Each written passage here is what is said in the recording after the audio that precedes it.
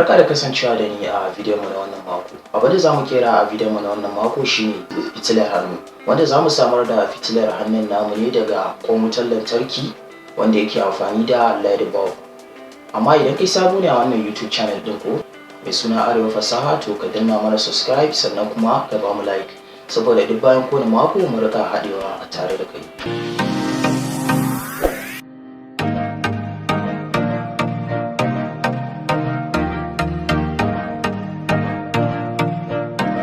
Kamar dai yadda na gaya muku a wannan bidiyon namu na wannan mako, za mu haɗa fitila ne na hannu, wanda za mu fara da wannan.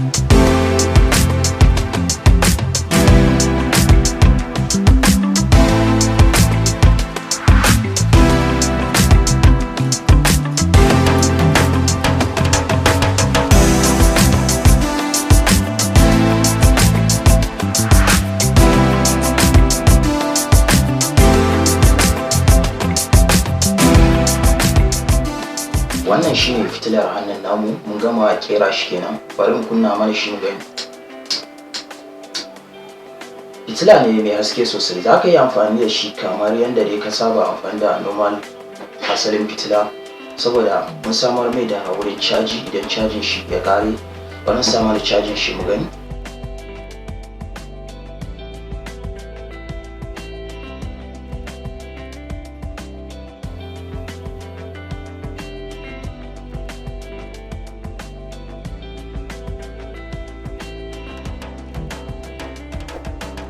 Wanda bayan ya yi caji za mu iya cire shi mu yi amfani da shi.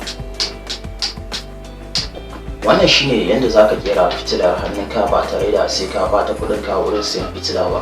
Idan bidiyon mu na wannan mako ya burge ka, to ka manta ka yi subscribe, saboda kamar yadda na gaya muku, barka da kai a wani mako. Sai na gan ku a mako na gaba.